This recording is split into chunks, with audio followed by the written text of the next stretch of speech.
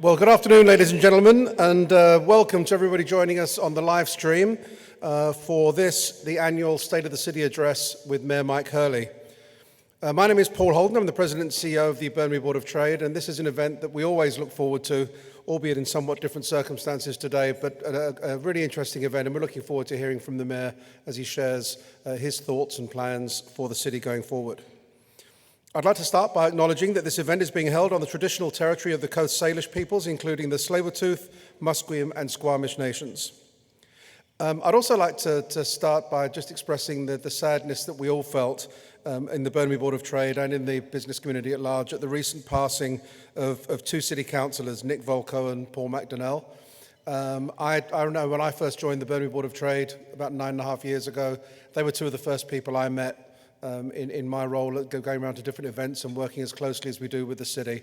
They were tremendous ambassadors for the city, two phenomenally hard-working individuals, two people who always had time for all of us and for our members and for attending our events. And I know for myself, speaking personally and professionally, we're going to miss them both very dearly. And just pausing for a moment just to remember them and thank them for everything they did for the community and certainly for us here at the Burnaby Board of Trade. Today, given the challenges of COVID-19, we've had to move this event online, so all of you at home and in your offices could still participate. But what you're watching on the screen now is happening live here in Burnaby and coming to you from the newly renovated Hilton Vancouver Metrotown Hotel. From early April, when we launched the hashtag Buy Local, Buy Burnaby campaign with our partners at the Heights Merchant Association and the Burnaby North Road BIA, we've been encouraging everyone to support local businesses as they reopen safely. And that's why we're pleased to be here today in person for this live stream, and why we've invited a small group of people to join us here and participate in the event with us, in accordance, obviously, with all the necessary safety protocols. If we follow the science of Dr. Henry and the protocols of WorkSafe BC, we can operate our businesses, our economy, and our communities safely during this time. Today's session will feature a presentation from Mayor Hurley from the podium, and then a Q&A discussion afterwards with your questions from the audience. To ask a question for the Q&A portion, please go to slido.com and use the code BBOT to access our Q&A room where you can submit questions, and then you can vote on the questions that are your favourites. I'd like to move on now to thanking our sponsors for the event. The Burnaby Board of Trade in general, and this event in particular, wouldn't be possible without the support of our sponsors. I'd like to take a moment to thank the sponsors of today's State of the City address. At the platinum level, Simon Fraser University. SFU is Canada's leading comprehensive university, and Burnaby has had the good fortune to be the home of SFU for over 50 years. So SFU, thank you very much for your involvement and your support of today's event. Fortisbc. Fortis provides natural gas, electricity and propane to more than 1 million customers in 135 communities across the province. Fortis is a great partner of the Burnaby Board of Trade, and we thank them very much for their continued support as well, and particularly for this event. And as well at the platinum sponsor level, we have Pacific Blue Cross. Pacific Blue Cross has been BC's leading benefits provider for over 75 years and provides health, dental, life, disability and travel coverage for roughly 1.5 million British Columbians from right here in their headquarters in Burnaby, where they're a major employer and a fantastic corporate citizen. We also are fortunate enough to have a number of gold sponsors as well, and they are Alexander College, which is a Burnaby-based post-secondary institution that prides itself on the diversity of its largely international student population, which comes from all over the globe. We value Alexander College's support and contribution to the Burnaby business community and look forward to their exciting future as they grow their footprint here in our city. Hemlock Printers. Hemlock is Canada's most environmentally sustainable printer and one of the leading commercial print providers in North America. Hemlock Printers has been an instrumental member of the Burnaby business community and the Board of Trade for many years, and again, we thank them for their support today. The Burnaby Now, needing no introduction, the Burnaby Now is the indispensable source of Burnaby news and opinion that's delivered to almost 50,000 homes and businesses across the city. The Burnaby Now is one of our key annual partners, and we thank them for their support. Ricoh Canada. Ricoh provides digital workplace solutions to more than 1.2 million companies worldwide and countless others locally from their offices right here in Burnaby. Thank you for your support today, Ricoh Canada. Port of Vancouver. handling 142 million tonnes of cargo worth $200 billion, the Port of Vancouver is Canada's largest port, and it's a critical support for Canada's export and import market. So thank you very much to the Port of Vancouver. I'd now like to invite John Crawford, who's the President and CEO of Pacific Blue Cross, to take the stage and say a few words of welcome on behalf of our Platinum sponsor.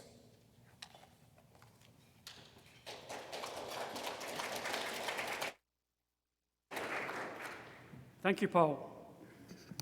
Good afternoon and welcome to everyone in the room and to those of us joining via the live stream. I am pleased today to be here on behalf of Pacific Blue Cross. We are proud to be a sponsor of this annual event. I'm sure I speak on all behalf of us when I say I'm very interested in hearing from Mayor Hurley and how the City of Burnaby has been navigating the COVID-19 pandemic response and where we go from now, and hear how the recommendations from the Burnaby Board of Trade Task Force will have on the City's upcoming planning year. So it's an interesting challenge for the Mayor to incorporate those recommendations. It's not an understatement to say that 2020 has been and will continue to be an unusual time for us all personally, in our business and our communities globally. As we prepared for the lockdown in March, our leadership team recognised two important commitments. One, we need to keep our employees safe and healthy, and we had to ensure we continued an unabated service to our members and clients. We kept keeping our employees in a pandemic situation resulted in our massive undertaking to shift to work from home. This was a significant pivot for us technologically as well as culturally. Today, we still have over 90% of our staff working from home, and their commitment and hard work has ensured our service standards have remained high since the pandemic hit. The COVID constraints prompted us to escalate our service delivery to our members and clients by adding more contactless services during the lockdown. Our new partnership with a virtual service provider provides members access to a physician through their app 24 hours a day, 7 days a week. We've also added cognitive behavioural programs to help us support our members with the mental health challenges with working from home, like depression and arising from COVID, from the comfort of their homes. Also, our Work and Wellness Toolkit now has a full digital process for new disability claims. The good news is business is coming back. Health practitioners are reopening the doors, and we've seen a marked increase in activity in June and July. In fact, I would imagine everyone in this room and online has probably had a call from a dentist in the last 24 days, so we know we're definitely getting that back. I believe, like all of us in the business community, we need to recognise that we're moving towards a new normal, and we have to adjust accordingly and make sure we're contributing to the health, safety, and well-being of our community. So I really encourage you to think about that every time. Thank you, Paul.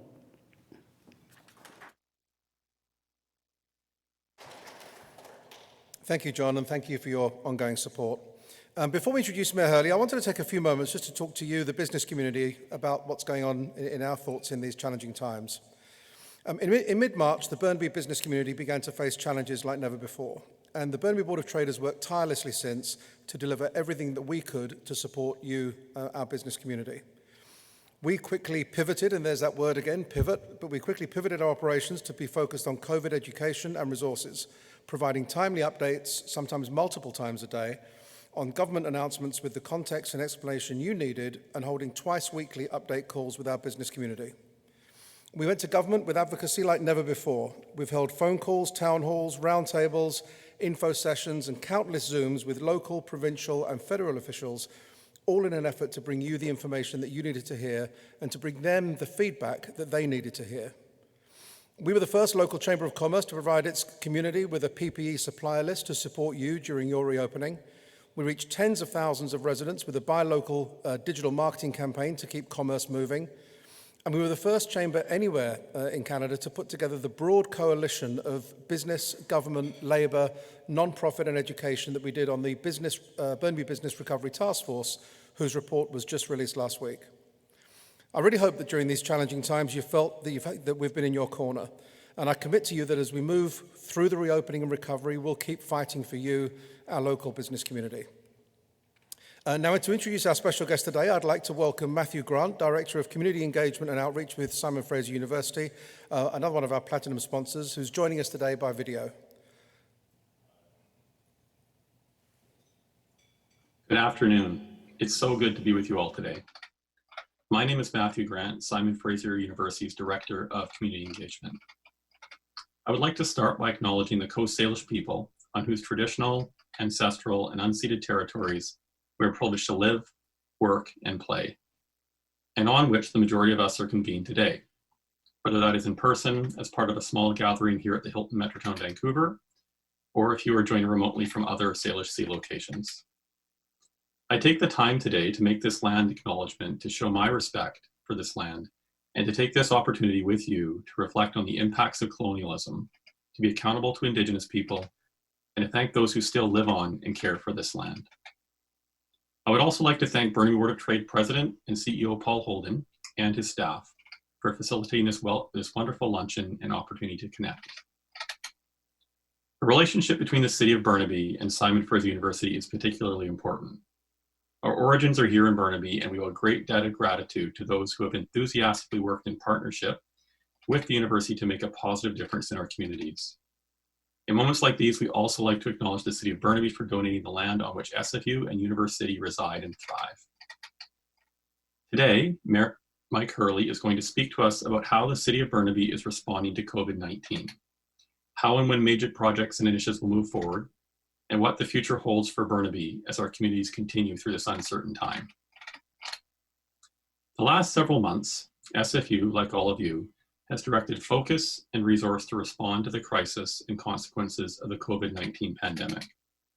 We've been pleased to be part of the Burnaby Board of Trade-led Business Recovery Task Force through facilitation offered by the SFU Morris J. Wask Center for Dialogue. The city has been actively involved with this group, with Mayor Hurley himself attending many of the meetings. We also launched SFU CAN, COVID-19 Action Now. There are many highlights of SFU CAN, but one that I'd like to share with you today is the SFU Community Response and Recovery Network, or SFU COVNET for short. Through SFU COVNET, we've been working with you to build a network to help people connect, share resources, and act to enhance our collective impact. To date, approximately 300 people from community, government, business, nonprofit groups, the educational sector, the general public, and SFU have engaged in weekly Monday meetings and as part of a Slack workspace. SFU COVNET has become a great place to connect and to take action. Discussions have led to community-based collaborations of real impact in a wide variety of areas, including economic recovery and transformation, anti-racism, health and social systems of care, food security and food hubs, technology supports for the K-12 system, climate action, and others. If it is of interest, we would welcome any of you to a future Monday call. For more information, just do an internet search for SFU COVNET, SFU COVNET, and follow the prompts to learn more and join the network. Last, I'd like to thank you for your ongoing support of SFU students and to recognize that many, if not all of you, have had to adapt in many different ways. These uncertain times have had an effect on students' ability to access work opportunities, including through SFU's co-op program. SFU Co-op is working hard to implement flexible hiring options for fall 2020 work terms, including working with hiring organizations to access up to $7,000 in wage subsidies for hiring students under the Government of Canada's Student Work Placement Program. If you are thinking about the employment needs of your company, now may be an excellent time to take advantage of these incentives. With that, I am pleased to introduce His Worship Mayor Mike Hurley for his State of the City address. Mayor Mike Hurley has been a longtime resident of Burnaby for over 30 years and was elected as Mayor of Burnaby in 2018. Prior to this, he resided in Northern Ireland playing Gaelic football and soccer, eventually making it to a semi-professional league. Mayor Hurley came to Canada in 1983. He joined the Burnaby Fire Department 5 years later and held many positions over his tenure. In addition to his time spent at the fire hall, Mayor Hurley joined the Burnaby Firefighters Association, taking positions of vice president and then president, who is also president of the BC Provincial Firefighters Association from 2008 until 2016. Mayor Hurley and his wife Jennifer have 3 boys in elementary school, as well as a daughter who attends Simon Fraser University. Mayor Hurley has been heavily involved with the Professional Firefighters Burn Fund, as well as the Burnaby Firefighters Charitable Society, and considers it to be his second home. In 2002, he received the Queen's Jubilee Medal, and in 2012, he received the Diamond Jubilee Medal. I'm pleased to introduce and welcome our speaker today, His Worship, Mayor Mike Hurley.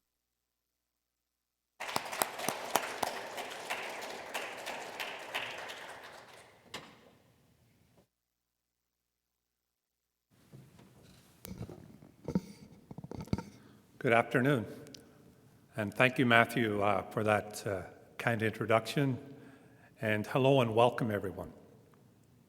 I'd like to begin by also recognizing that we are in the Coast Salish territory and the unceded traditional lands of the Squamish and Hunkaminam speaking people, and to give appreciation for being able to share this function with us all today.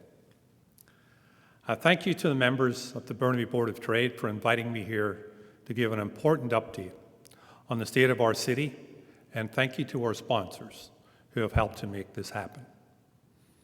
Thank you to everyone for being here, and thanks also to all those online watching this via live stream. I would like to begin today, though, by acknowledging the recent passing of two Burnaby City Councillors, Nick Volkow and Councillor Paul, who passed away on June 20th, and Councillor Paul McDonnell, who passed away on July 12th.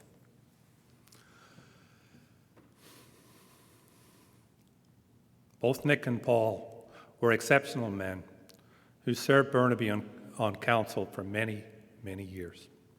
Councillor Volkow since 1996, and Councillor McDonnell since 2008.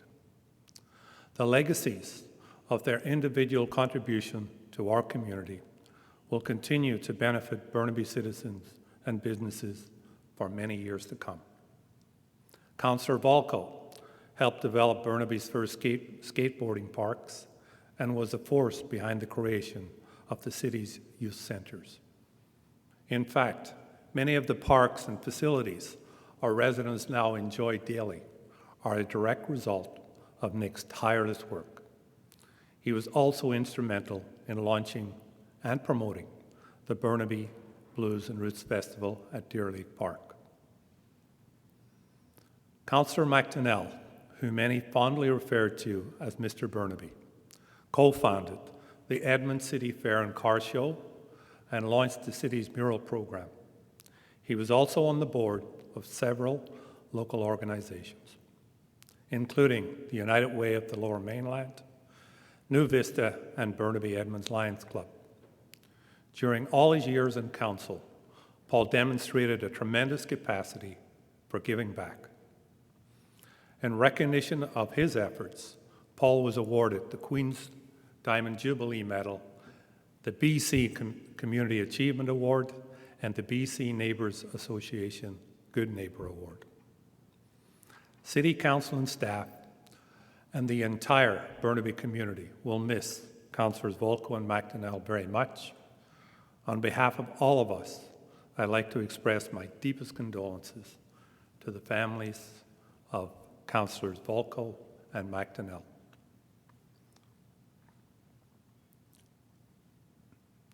In so many ways, this has been such a challenging year for everyone. In response, so many people from all areas of Burnaby have stepped up to assist.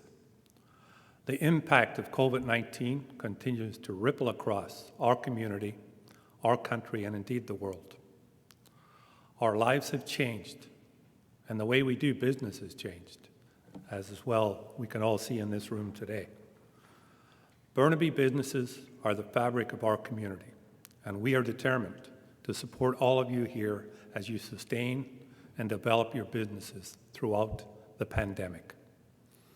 The city is fortunate to have a strong ally in the Burnaby Board of Trade, and we are pleased to collaborate with the Burnaby Board of Trade's Business Recovery Task Force. This task force is playing a vital role in our community by providing short-term support for businesses and developing a long-time framework for economic recovery. Even before the task force issued its final report, the city was already implementing some of these quick start recommendations. One of them is our Active Sidewalks Open Businesses program. This program lets businesses apply to temporarily expand their operating space, either into their own private space, like their parking lots, or into the city's right-of-way. Local restaurants are already using the program to temporarily expand their summer patios. By design, this program casts a wide net and we anticipate that retail stores will use the space for outdoor displays or simply as an area for customers to wait in line to enter their store. We've expedited the application process because we know we need to act quickly, and we have waived the application fee. To assist businesses and homeowners alike, we kept this year's property tax increase very low, half of what was originally proposed, reducing the increase from the proposed 3.5% to 1.75%. We have also delayed the deadline for late tax payments to September 30th, giving residents and businesses more time to pay. One task force recommendation I'm particularly excited about is a plan to develop a Burnaby Centre for Business Recovery and Resilience. This would be a one-stop shop for business owners, whether they are brand new or have been in this community for many years. Through this portal, businesses will be able to access a wealth of information on grants and resources in one spot. We also know, and we heard clearly, that childcare is top of mind for Burnaby businesses as we gradually get back to work. It's always been difficult to find childcare, and employees need the confidence of knowing their children are taken care of as they return to the workplace. This was already a city priority, and we've been working with senior governments and Burnaby School District to add new childcare spaces as quickly as possible. We're working closely with the Burnaby Recovery Task Force on this to ensure businesses are able to successfully restaff as we move forward in Phase 3 and beyond. It's clear that the COVID-19 pandemic will continue to affect our lives and the way we do business for a long time. It's created significant challenges for all of us, but I'm very heartened at how our business community and how our residents have responded. Our community should be proud of what they've achieved in the last 4 months. We've flattened the curve. We've followed Dr. Henry's advice to be kind, be calm, and to be safe. We have heard countless stories highlighting the resilience, perseverance, and kindness of our residents and businesses. From the donations of personal protective equipment like face masks and gloves to the 7 p.m. nightly cheer for our frontline workers, Burnaby has rallied together during this difficult time.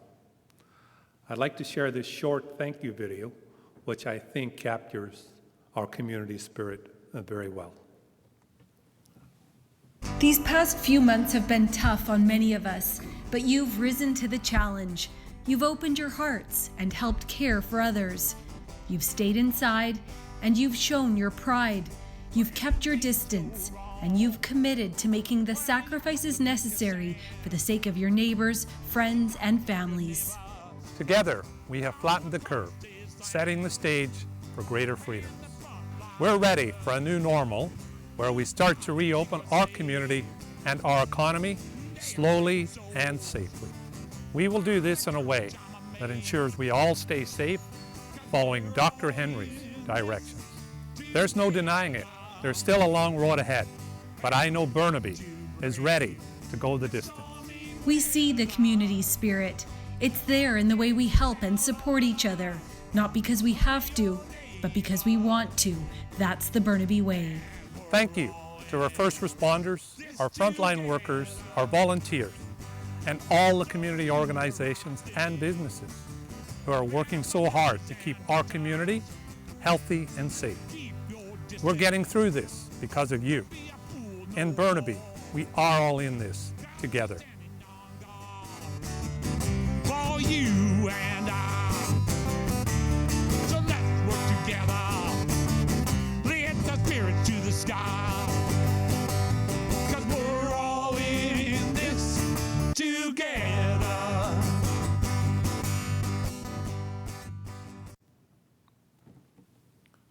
If there's a silver lining to any of this, it's that we've really shown that we can make major changes very quickly. In addition, it's given us an opportunity to step back and take a fresh look at how we live and really what matters most. At the city, we know that the one thing that matters most is to do everything we can to stop climate change, because a warming climate endangers everything from our local economy to the well-being of our citizens. Accordingly, we're taking significant action on that front. As you may know, last September, Burnaby City Council declared a climate emergency and set ambitious targets to reduce carbon emissions, and that's by 45% by 2030, by 75% by 2040, and to become carbon neutral by or before 2050. These are targets that align with commitments from Metro Vancouver and the UN's Intergovernmental Panel on Climate Change. As our next step, just a few weeks ago, we approved a climate action framework that will serve as the roadmap for the many meaningful actions we will need to take to address climate change. Going forward, we will formally consider potential climate impacts in every decision we make, and we will measure the associated progress toward our carbon reduction goals. Whether we're building new sidewalks, enhancing our bike network, or setting new policies for low carbon and zero carbon construction, taking action today will ensure that we can sustain for the future generations the unique and valued economy, community, and environment we enjoy currently here in Burnaby. Recognizing the need to lead from within, the city has also approved a city energy strategy, which will see the city achieve carbon neutrality within corporate operations by 2040, 10 years ahead of the community-wide 2050 target. It includes plans to rapidly transition the city's fleet vehicles away from fossil fuels, to set an internal carbon price to prioritize low and zero emissions for all new public facilities, and to retrofit existing buildings to achieve net zero emissions. All of these efforts will build upon progress we've already made. For a long time, we've been building compact town centers focused around high-quality public transit.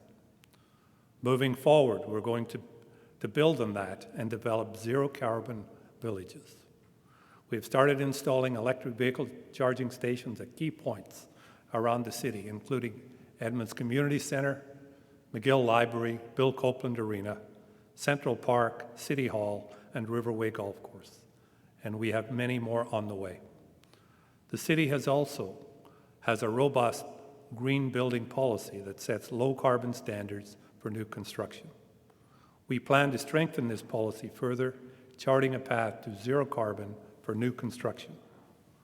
Fortunately, when it comes to cutting carbon, it's very clear where we need to focus, and we know that transportation and buildings account for the lion's share of our emissions today. That's why the draft transportation plan, now out for public engagement, is so important. A key goal of this new plan is to deliver a transportation network that gives people new viable options for low-carbon travel, particularly active ones like walking and cycling, and sustainable options like public transit. By adding more accessible sidewalks and urban trails and developing a core cycling network separated from traffic, we will offer residents healthy, fun, and safe alternatives to travel by car. One of the first links we anticipate starting as early as next year is a bridge for pedestrians and cyclists that will connect the Deer Lake area to Burnaby Lake Park, crossing over the Trans-Canada Highway, which has long been a barrier to our north-south travel in that area. And by working with TransLink to create more dedicated bus lanes, transit will become more reliable and more convenient. I look forward to continuing to hear from you as we develop a new vision for transportation in Burnaby and as we introduce many new policies and initiatives focused on carbon reduction and detailed in our climate action framework. These policies and initiatives will be easy to recognize in our community because we have just launched a This is Climate Action banner that will identify in our community the many diverse actions underway to help us achieve our carbon neutral goals. In the years to come, as we work towards this important goal, you will see this banner throughout the city, clearly demonstrating the progress we are making. Achieving carbon neutrality will be the welcome end result of an ongoing collaborative process, and we look forward to working with all of you and with local, regional, and national agencies and government to get us there. When I was here last year to deliver the State of the City address, we had just concluded the largest ever public consultation in Burnaby history. We heard from more than 2,600 residents who shared ideas, concerns, and feedback on the future of housing in our city. Their ideas helped shape the final report from the Mayor's Task Force on Community Housing, which was delivered last July. Since that time, Burnaby has introduced some of the most progressive housing policies in the nation. Burnaby is now the first municipality in BC to establish rental-only zones across our city and to require a minimum of 20% rental housing in all new developments. We're also fast-tracking development of over 1,300 units of affordable housing through a partnership with BC Housing. This will increase non-market housing in Burnaby by 25%, creating homes for seniors and families with children. Earlier this year, we also updated our tenant assistance policy to expand protections, including giving to tenants displaced by redevelopment the right to return to the redeveloped building at the same rent. Another side of our housing challenge centers around people who are experiencing homelessness. And we have continued to build on our successful Warming Center program, which provides life-saving shelter during the cold winter months. This past season, we had 9,907 visits at our warming centers. Last summer, we supported BC Housing and Progressive Housing Society as they opened a temporary housing shelter on Douglas Road. And in November, we partnered with these groups again to open a 3-story permanent shelter on Norland Avenue. We're proud to be introducing initiatives that ensure Burnaby, as it continues to grow, it does so in consideration of the needs of all its citizens. Another key initiative introduced this year and also focused on ensuring the health and safety of our Burnaby community is the city's first ever community safety plan. To ensure we address the community needs in this plan and its ongoing implementation, we look to our businesses and citizens to help us develop it. As a result, more than 1,400 people helped shape this plan through a far-reaching citywide public engagement process. I know many of you here today contributed, and I want to thank you for helping Burnaby remain a safe and welcoming city for all.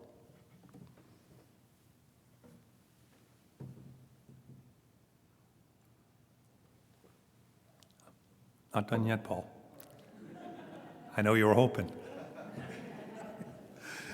When I reflect on the past year and our community's many successes, even during the uniquely challenging time, it's clear to me that so many of our greatest achievements are rooted in our community's many partnerships, dialogues, and collaborations. For this reason, we will continue to look to you for ideas as we work to ensure businesses in Burnaby thrive, regardless of any challenges we may face. Thank you again to the Burnaby Board of Trade for inviting me here today to give the State of City address, and thank you to all of you for taking the time to attend or watch via live stream. I look forward to continue to work with all of you to shape Burnaby's very bright future. Thank you.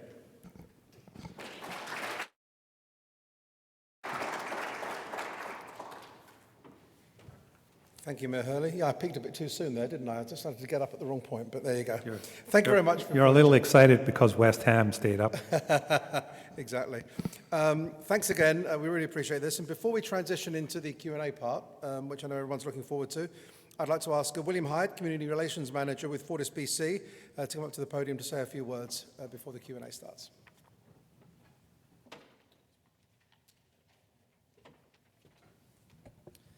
Hello, everybody. As Paul briefly mentioned, my name is William Hyde. I'm a Community Relations Manager at Fortisbc. Thank you, Mayor Hurley, for the insight, both into the Business Recovery Task Force, any initiatives around climate action, as well as housing. Very insightful moving forward, for sure. I would also like to pass on my condolences to the families of both Councillor McDonnell and Councillor Folco.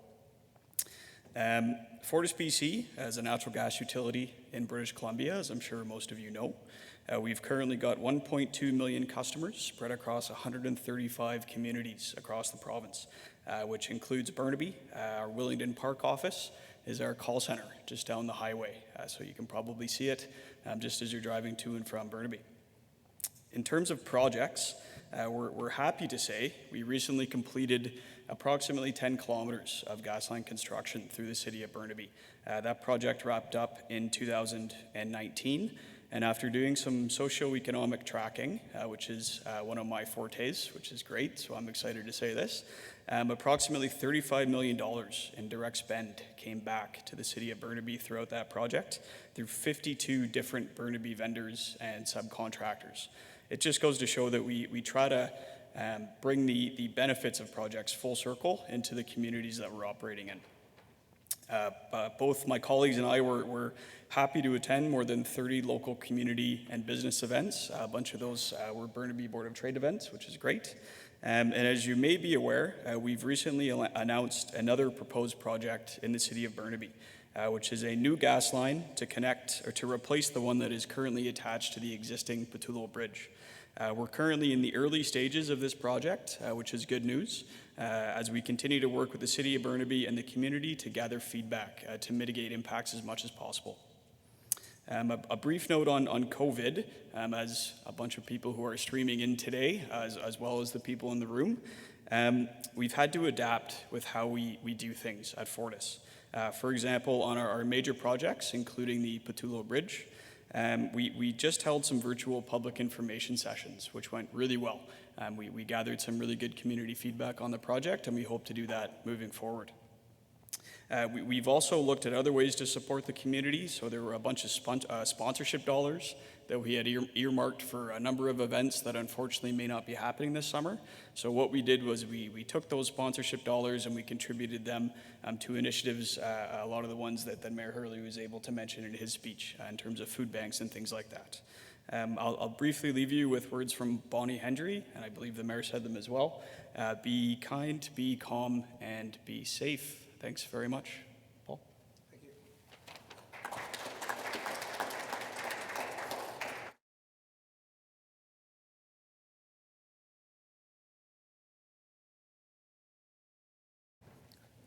Thank you, William. And now it's time for the Q&A. So we'll move on. Before we get on to the Slido questions, I know there are some that are coming through right now. I had a couple of questions myself I wanted to lead off with. And it's not going to be any questions about West Ham or Arsenal, so we'll leave those subjects alone. But going into this crisis, Burnaby was in quite the enviable position financially, with being debt-free and significant reserves. Perhaps you could let us know if or how the city has used those reserves and where things stand right now on that. Well, certainly the COVID-19 uncertainty means the financial impacts to the city are still being assessed. We have lost revenue due to facility closures and cancelled events. As far as using the reserves, most of our reserves have been set aside for buildings, so under statute, we can really only use most of those reserves for those issues.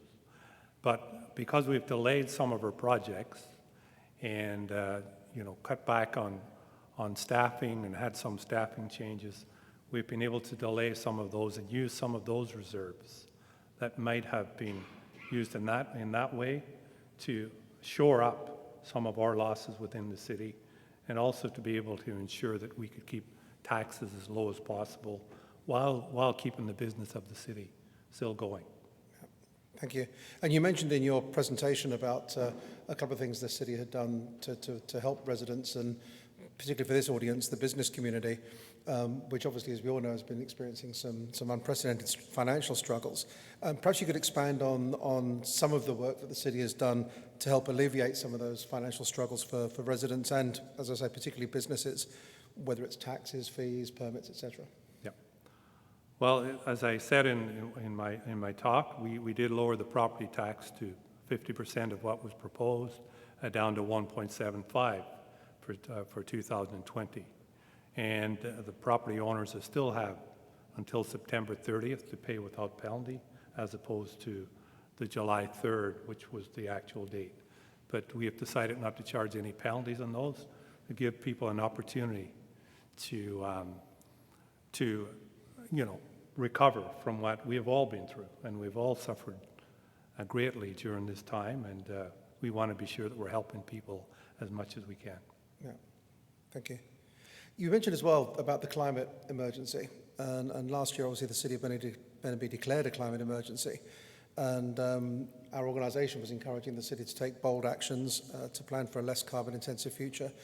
You mentioned that those plans are moving ahead. Have they been changed much in any way because of what's been going on? No, they haven't been changed, and they won't be changed unless this becomes a much longer, prolonged situation we're going through, because obviously the climate action is something that we all have to get on top of.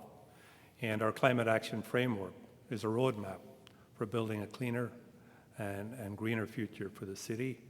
And certainly it's going to remain a big priority for the city, and we're looking forward to getting on with the plans that I had mentioned during my talk. So yeah, it still remains a top priority for us.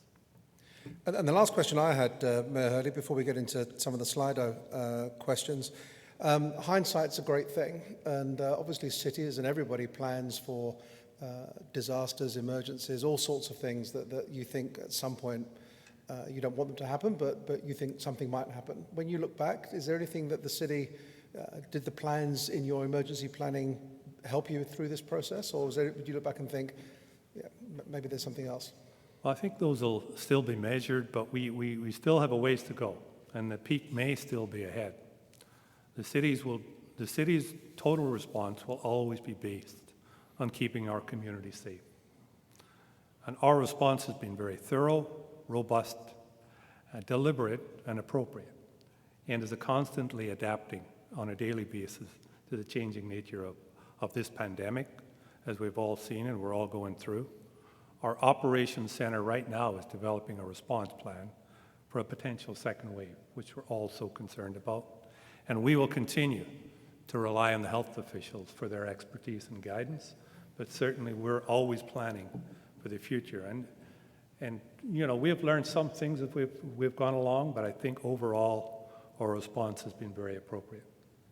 Right, thank you, Mayor Hurley. Well, I can see that coming up on the screen here, some of the Slido questions. And don't forget, if you'd like to log on to slido.com and look at the BBOT section on there, you'll be able to ask some questions and then vote for the questions that have already been asked to see them move up the rankings.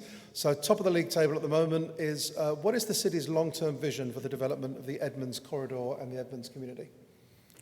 Well, I think Edmonds is one of our town centers, and you know, those plans have been pretty laid out for a long time, and that's going to be one of our compact communities, and development is going to continue in that Edmonds area, as has been started right at the corner of Kingsway and Edmonds. It's a matter of time for that all to take happen, so that development will keep going, and we see that as a very key part of our city as we move forward as one of our visionary town centers, and we look forward to developing that area in the most appropriate manner possible. Okay, thank you. Next on the list is, in terms of the city's budget, what will taxes do next year given the impacts of COVID? Well, it's really too early to give a prediction on that, because we have to get through the winter time and see if we have a second wave. So it's very hard to predict, but certainly the goal will be to keep the taxes as low as possible and maintain our services. But certainly our goal will be to keep taxes as low as we possibly can. But again, I think it's too early to make a prediction of what they may be. A question here, and again, you touched a little bit on this in your presentation, but what, if any, city services will be impacted or have been impacted by budgetary constraints faced this year? Well, you know, we did unfortunately have to lay off many of our staff for a period of time, and some of them, most of them are coming back right now. That was not a pleasant thing to have to do, but that was an adjustment we had to make as we closed many of our facilities. And certainly, you know, at the early stages in the first few months, we were losing about $5 million a month from revenue that would normally come into the city. So just like everyone else was affected, we felt the effects as well. But we have tried to adjust. We've tried to delay some of our projects and to have the least effect possible on the city. But at the same time, it did have some effect. Yeah. But we're happy to be starting to open up again and get back to some kind of normal reaction. And we hope that, you know, that if there's a second wave, that it's not too serious. Yeah. So. Thank you. So somebody here thanking the city for the ongoing installations of the EV charging stations. In terms of getting diesel burning buses off Burnaby streets, any update on the gondola project? There's no real update on the gondola project. It's I know TransLink are going to do a lot of consultation with the people who will be affected up in the Forest Grove area in particular, and we're hoping that TransLink works really well with that group because we'll be very interested to hear the feedback from the Forest Grove residents on what can happen with the gondola project and what route is chosen at the end of the day. But that's about the only update we have, that consultation with that community will be taking place as soon as TransLink is able to get to it. Okay, thank you. How has the city been dealing with businesses who may be tenants in city buildings and may be having a hard time with leases? Well, we've been trying to work with those businesses. You know, unfortunately, because we don't hold, I know one of the federal programs says that you know, if someone has a mortgage on a building, that they will get support from the federal government. But because we don't have mortgages on our properties, those businesses who work out of our properties are not eligible to apply for those grants that others are. So we've been working with our tenants as best we can to ensure that that they can get through this crisis as well. Yeah. Okay, thank you. Trying to get in as many questions as we can here. So has Burnaby been able to access any special federal or provincial COVID funds for city operations or projects? And if so, could you share how much? No, there has been no funds set aside for cities to this point from any level of government. We're still working on that and trying to come up with a way that we can receive some help that we need to. We have limited ways to collect, you know, extra money coming in. So the federal government and the provincial government, we believe, need to step up and help cities do the work that we feel is so important in our communities as well. But so we will keep pressing on that, but we haven't received any funding from those levels of government to this point. Okay, thanks. The next couple of questions are kind of linked a little, and they both mention talking about the pools opening. Perhaps you could just expand a little bit on the pools and other facilities and the opening plans for those, but also, given that they are starting to open, and albeit cautiously, what are your plans should there be a second wave? Well, the second wave question, I guess it's going to depend on the severity of the second wave and how much we will have to revisit the opening plans and decide how we may have to adjust at that time. But that will really depend on the severity of the second wave and what we feel we need to do. But our pools, I think our pools opened again just yesterday, our indoor pools, and our outdoor pools have been open for a few weeks, albeit in a limited capacity. So as most of our facilities are opening up again. Thank you. Did I hear that we're out of time now? Can somebody wave at me from the back? One more question. Okay. Well, let's do the one that's risen to the top, which is perhaps you could share a little bit with us on how the city is supporting not-for-profit organisations in the community. We know that they're obviously having a particularly hard time right now. Yes, nonprofits are being hit extremely hard, and we have been assisting many nonprofits through our granting process and working with them we have really worked together well with many of the nonprofit organizations to ensure food security. And food security and the supply of food has really been a big issue, especially for seniors groups and those affected in other ways that really need assistance getting food to their homes because they're really not allowed to get out on the street and go and shop for themselves. So we have been really working well together with those nonprofits to ensure that the food deliveries are happening really well within our city. And I think working together with our key nonprofits, we have done a very nice job of ensuring that people have food security during this process. Good, thank you. Well, thanks very much, Mayor Hurley. I think we are out of time now, and thanks for coming here again today to do this. You mentioned a couple of times last year when we were together for the State of the City, and there were 400 people in the room on that day, so hopefully we'll get back to those days when it's safe to do so. As a small token of our appreciation for your time here today, we'll be making a donation in your name to a charity of your choosing to support the great work being done in our city, so we'll liaise with your office on how we can make that happen.